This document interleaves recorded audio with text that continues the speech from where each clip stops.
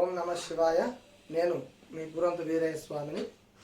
మంత్రశాస్త్ర YouTube channel చూస్తున్న ప్రేక్షక మహాశయులందరికీ కూడా స్వాగతం సుస్వాగతం చెప్తూ ఈరోజు విషయం ఏమనగా, ఒక భక్తుడు అడిగాడు, స్వామి మా ఇంట్లో ఎల్లప్పుడూ కూడా ధనము నిల్వ ఉండట్లేదు, లక్ష్మీదేవి మా ఇంట్లో ఎందుకు ఉండట్లేదు అనేది క్వశ్చన్ వేశాడు.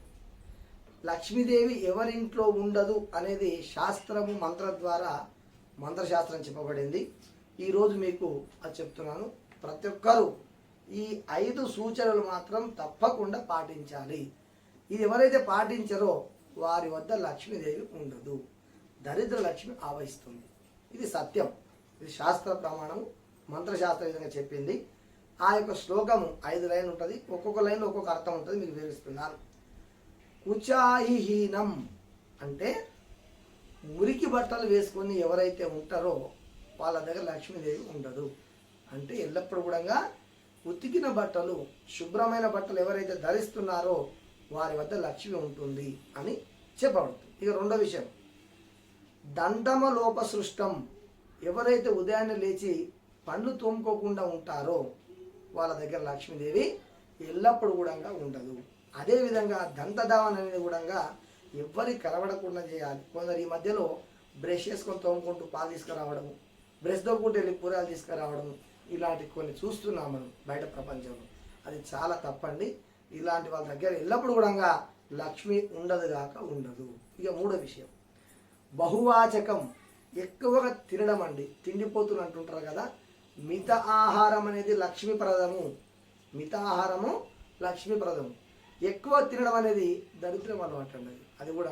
కాబట్టి ఖచ్చితంగా మనము ఆ యొక్క ఎక్కువ తిండిని అలవాటు ఎవరికైతే ఉందో వాళ్ళు సూచకంగా బహు అంటే ఎక్కువ తినకుండా కొద్దిగా పొద్దున మధ్యరాత్రి తిన్నట్లయితే లక్ష్మీదేవి కూడా వారి ముఖంలో కవలిక తేజస్సుండి ఎల్లప్పుడూ లక్ష్మీప్రదంగా ఉంటారని చెప్పడం జరిగింది. ఇక నాలుగో విషయం, నిష్ఠూర భాషికం. కొందరు ఉంటారండి, నేను చెప్పిందే వినాలి, నేను చెప్పిందే వేదం, ఇక నోరు వేస్తే బూతులు ఉంటే వాళ్ళ దగ్గర ఇంకేముండవు. అలాంటి వాళ్ళ దగ్గర కూడా లక్ష్మీదేవి ఎక్కువసేపు ఉండదు గాక ఉండదు. ప్రియమైన భాషతో మాట్లాడే విధంగా అందరు నవ్వించుకుంటూ ఎవరైతే మాట్లాడుతుంటారో వారి వద్ద లక్ష్మీదేవి ఉంటుంది. ఇది సత్యం. ఈ ఆఖరి విషయం వస్తే 5వ విషయము, ఇది చాలా శ్రద్ధగా వినాలి మీరు. సూర్యోదయం అయ్యేటప్పుడు, సూర్యాస్తం అయ్యేటప్పుడు ఎవరైతే నిద్రించి ఉంటారో వారి ఇంట్లో ఎప్పటి కూడా లక్ష్మీదేవి ఉండదు. ఇది సత్యం, మీరు రాసి పెట్టుకోవచ్చు. సూర్యుడు ఉదయించే ముందు, సూర్యుడు అస్తయించే ముందు, ఈ 2 సమయాలలో ఎవరైతే నిద్రిస్తున్నారో వారి ఇంట్లో ఎప్పుడు కూడా లక్ష్మీదేవి ఉండదు.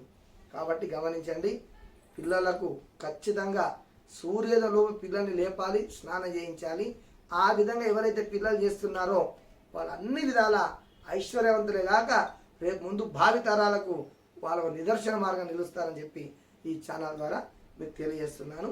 ఓం నమ శివాయ.